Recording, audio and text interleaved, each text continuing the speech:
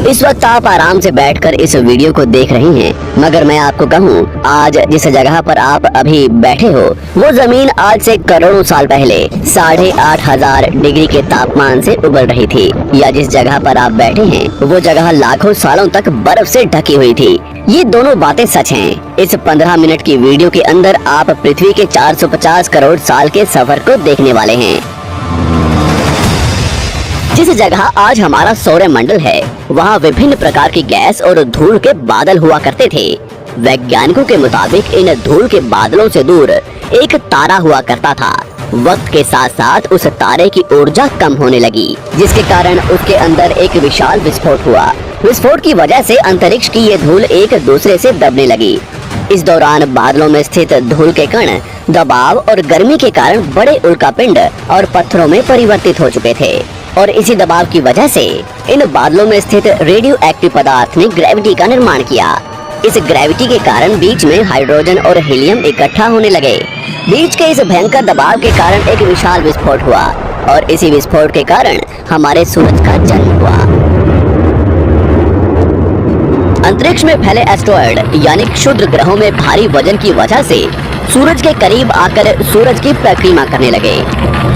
धीरे धीरे इन्हीं एस्ट्रॉयड में भारी टकराव हुआ, जिसके फलस्वरूप मरकरी, विनस, अर्थ और मार्स जैसे ग्रहों का निर्माण हुआ। वैज्ञानिकों के मुताबिक उस वक्त पृथ्वी और मार्स यानी मंगल ग्रह के बीच थिया नामक ग्रह सूरज की परिक्रमा किया करता था। पृथ्वी पर ग्रेविटी होने की वजह से सूरज की परिक्रमा करने वाले एस्ट्रॉयड अब पृथ्वी की परिक्रमा करने लगे, और धीरे धीरे करोड़ों सालों तक ये पृथ्वी पर गिरते रहे। और ऐसी घटना हमारे पड़ोसी ग्रह थिया पर भी हो रही थी, जिसके कारण थिया पृथ्वी के और करीब आने लगा और आकर पृथ्वी से टकराया। इस भयंकर टकराव की वजह से पृथ्वी के हिस्से कणों के रूप में अंतरिक्ष में फैल गए और एक रिंग्स की तरह पृथ्वी की परिक्रमा करने लगे। इन्हीं परिक्रमा करते हुए कणों में टकराव होने लगा, जिसके कारण हमारे चांद का निर्माण हुआ। उस वक्त पृथ्वी पर सिर्फ एक ही समुद्र हुआ करता था, और वो था 1900 डिग्री सेल्सियस की तापमान पर उबलते हुए लावे का। उबल रही थी वो सारी चीजें जिसे आज आप अलग अलग नाम से जानते हैं। वक्त के साथ साथ पृथ्वी धीरे धीरे ठंडी हो रही थी, जिसके कारण पृथ्वी के भारी तत्व जैसे धातु और रेडियो एक्टिव पदार्थ पृथ्वी के केंद्र में जाकर इकट्ठा हो गए, और हल्के पदार्थ पृथ्वी की सतह पर आ गए। लाखों सालों तक पृथ्वी पर उल्कापिंडों की बरसात हुई, और इन गिरते हुए उल्कापिंडों में जमा था नमक, मिनरल्स और पानी। करोड़ों सालों तक इन उल्कापिंडों की बरसात होती रही, और धीरे धीरे पृथ्वी की ऊपरी सतह पानी से ढकने लगी। वैज्ञानिकों के मुताबिक यही वो वक्त था जब दूर गहरे पानी के अंदर निकलते ज्वालामुखियों से पहली बार सूक्ष्म जीवों का निर्माण हुआ। लाखों सालों बाद एक वक्त ऐसा आया जब पृथ्वी की पूरी सतह पानी से ढक चुकी थी।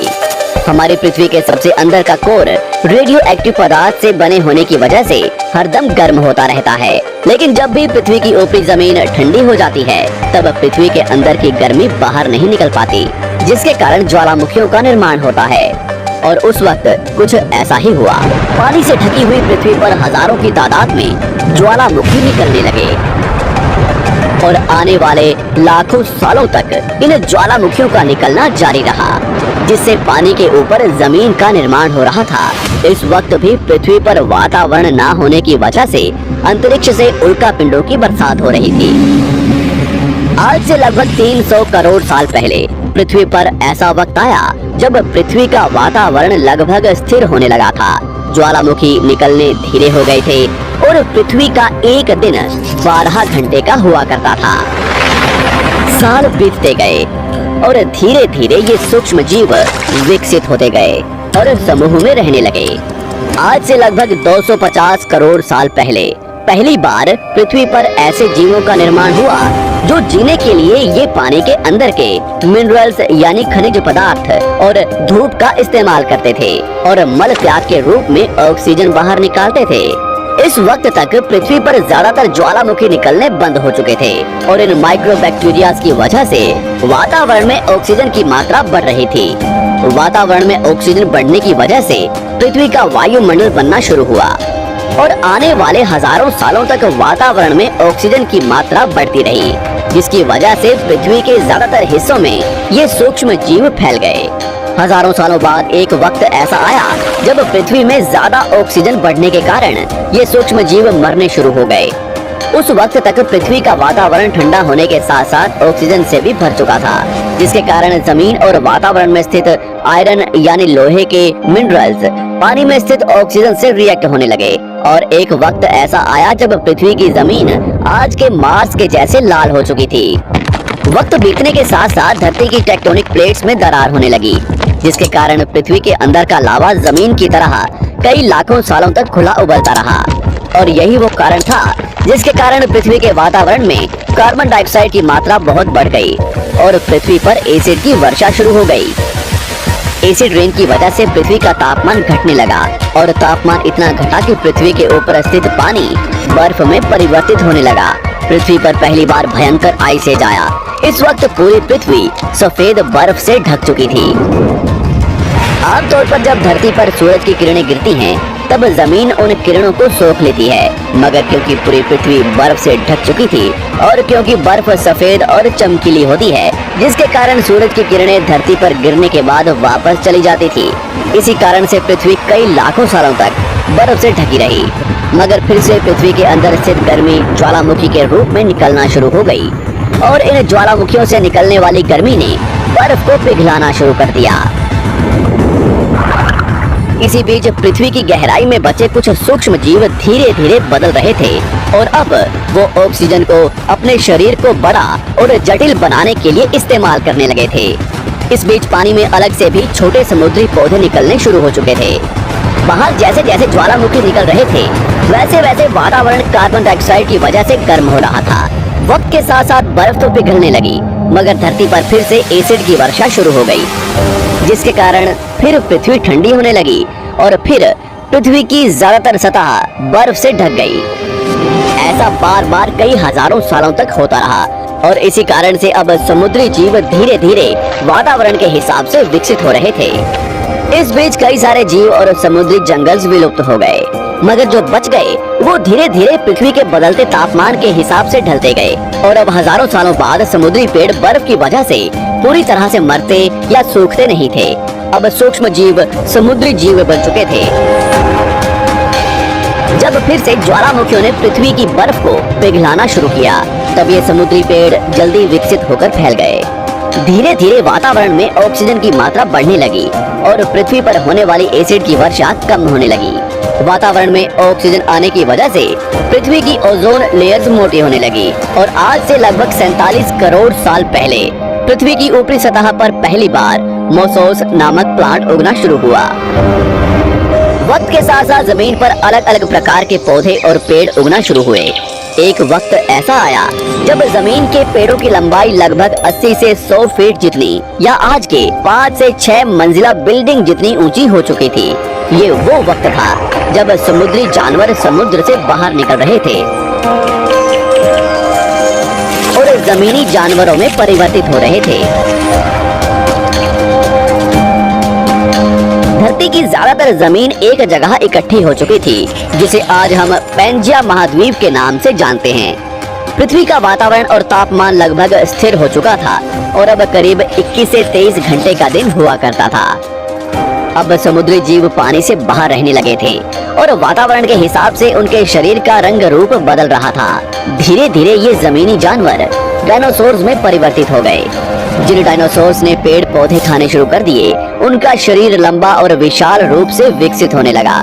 कुछ डायनासोर्स शिकार किया करते थे, जिसके कारण वे छोटे और तेज होते चले गए।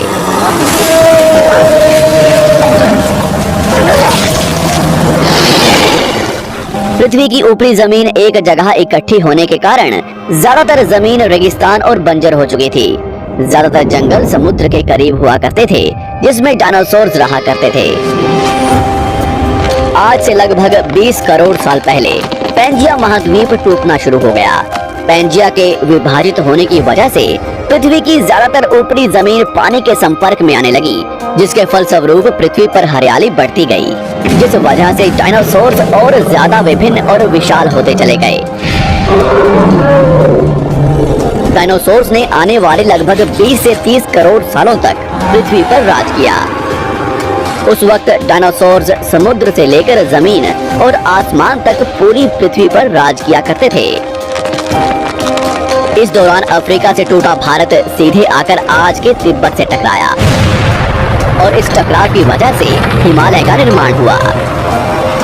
आज से लगभग 6.5 करोड़ साल पहले पृथ्वी की तरफ आज के माउंट एवरेस्ट से भी बड़ा लगभग 4.5 लाख करोड़ किलो जितना वजनीय उल्कापिंड लगभग 80,000 किलोमीटर प्रति घंटे की स्पीड से पृथ्वी की तरफ आ रहा था।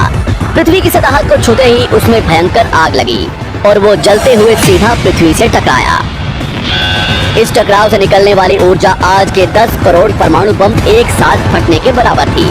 जहां ये उल्कापिंड गिरा, वहां के जानवर और पेड़ तुरंत भाप बनकर जल गए। गिरते ही पृथ्वी पर पूरी तरह धूल फैलने लगी। समुद्र में भयंकर बाढ़ आने लगी। भूकंप और आग ने पृथ्वी को जलाना शुरू कर दिया। कुछ ही घंटों में पूरी पृथ्वी के वातावरण में हानिकारक गैस और धूल की वजह से पृथ्वी नर्क हो चुकी थी। डायनासोर्स, घुटन, आग और भूखमरी से पूरी तरह विलुप्त हो गए।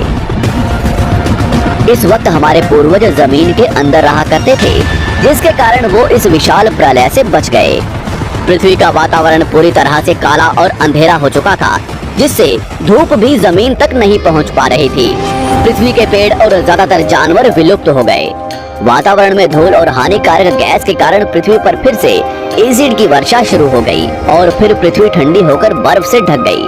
लेकिन इस बार पृथ्वी की बर्फ लाखों सालों तक नहीं जमी रही और 80 से 90 हजार साल बाद ये बर्फ पिघलनी शुरू हो गई।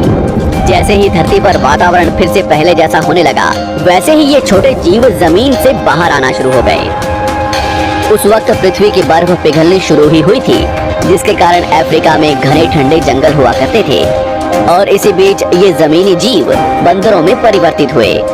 मगर जैसे जैसे पृथ्वी गर्म होने लगी, वैसे वैसे अफ्रीका के ये जंगल सूखने लगे। जंगल की चीजें खाने वाले बंदरों को खाने की कमी होने लगी। खाने की तलाश में इन बंदरों ने अपने पैरों पर चलना शुरू कर दिया, जिससे उन्हें दूसरे जानवरों के शिकार करने में मदद मिलती थी। धीरे धीरे बंदर एप्स यानी वानर में परिवर्तित हुए। खाने की तलाश में ये एप्स पृथ्वी के दूसरे हिस्सों में फैलने लगे और धीरे धीरे उनके शरीर का रंग रूप वहाँ के मौसम के हिसाब से बदलता गया। वक्त के साथ साथ हम आदिवासी बने। हमने हथियारों से लेकर आग का आविष्कार किया। हम धीरे धीरे इंसान के रूप में विकसित हुए।